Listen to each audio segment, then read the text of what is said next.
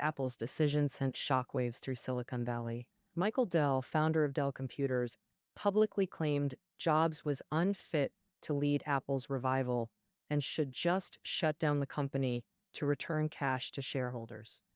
But Jobs' bold moves after returning to Apple stunned everyone. First, he ruthlessly cut costs, slashing 30% of workforce and dramatically reducing inventory, turning Apple around so fast they posted $300 million profit next fiscal year. Then he applied his less is more philosophy to management. He axed non-essential product lines, letting engineers focus on core innovations while leveraging Apple's integrated hardware, software advantage through refined designs.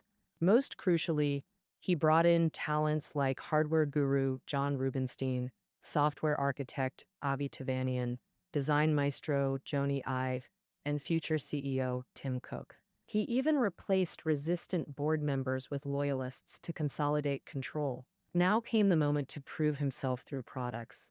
Within a decade of his return, three revolutionary products, iMac, iPod, iPhone, would not only resurrect Apple, but transform modern life. In 1998, the iMac debuted as antidote to boring beige IBM clones, prioritizing sleek design over raw specs wars. Its all-in-one design fused monitor and CPU into a smooth teardrop shape, running Moto S. While rivals stuck to boxy black or gray towers, that iMac's translucent blue casing revealed internal components through curved plastic, a runaway success that revived Apple's relevance, though market share remained modest. What came next? In 2001, Jobs announced a new strategic vision. He believed computers would become digital hubs integrating music players, cameras, and other devices. This hub could manage music, photos, videos, and information seamlessly. This strategy pushed Apple beyond computers into consumer electronics, starting with music players. At the time, pirated MP3s were spreading rapidly online, fueling MP3 player popularity. Though a niche market, the potential was enormous. Much like Apple's early PC days, Joni Ive created a stainless steel and plastic design with revolutionary scroll wheel controls that outclassed competitors. Jobs redirected Apple's entire marketing budget to promote this iPod.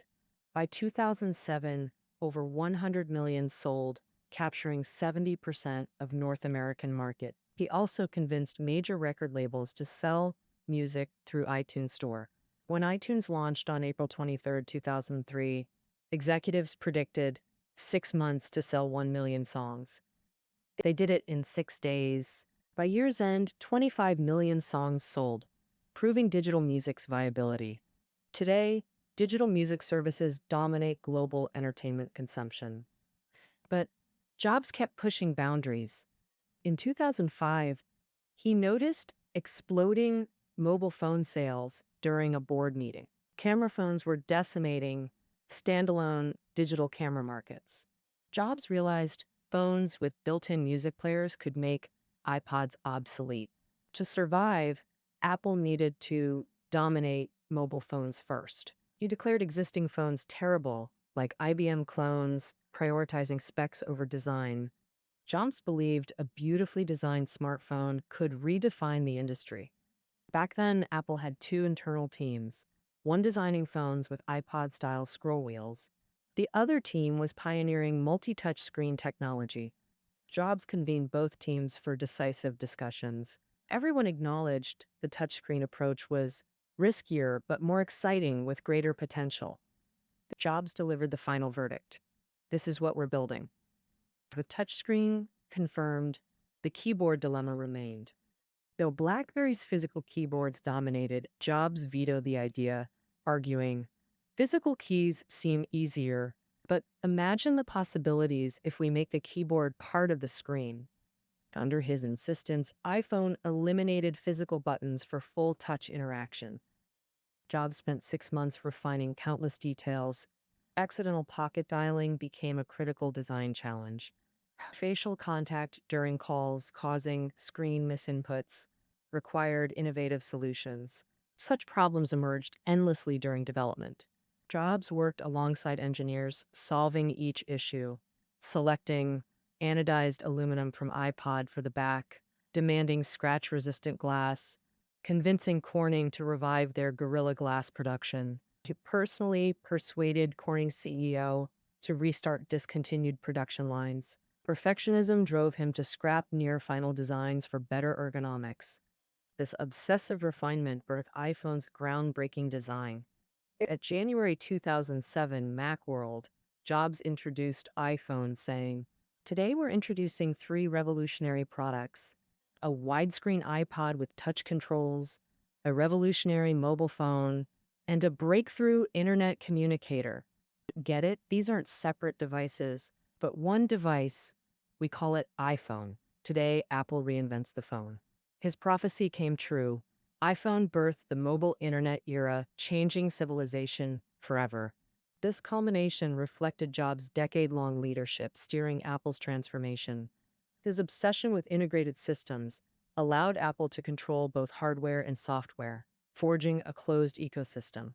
Jobs' tech foresight birthed iPod, then iPhone, with iPod's manufacturing experience laying groundwork for iPhone's complex supply chains.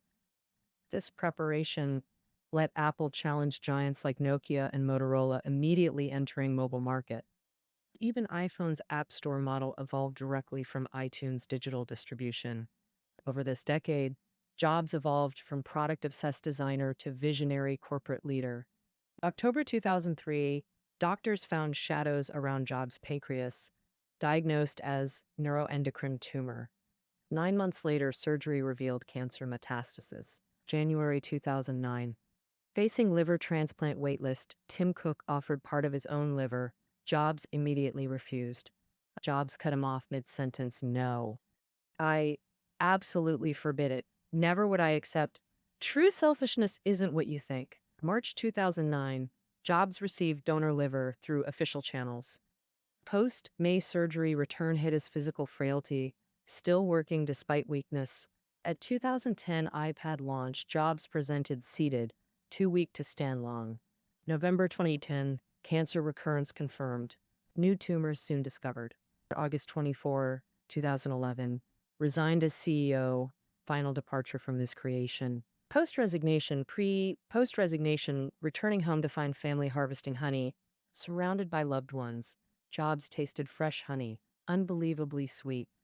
October 5th, 2011, Steve Jobs passed away at 56. In business, we see many geniuses, coders, engineers, entrepreneurs, warriors. Yet true artists remain rare, struggling to balance profit with creativity, to infuse mass-produced goods with artistic vision. Jobs uniquely fused art and commerce, enduring product failures, corporate exile, near bankruptcy to achieve it. Yet, he always heeded that inner voice. In 1997, upon returning as CEO, he launched the Think Different campaign, co-authored by Jobs. Its script remains his ultimate testament. Let me quote its closing lines for our finale. "Here's to the crazy ones, the misfits, the rebels. Because the people crazy enough to think they can change the world are the ones who do." All right, then. This concludes our exploration of Walter Isaacson's Steve Jobs. Show notes below. See you tomorrow.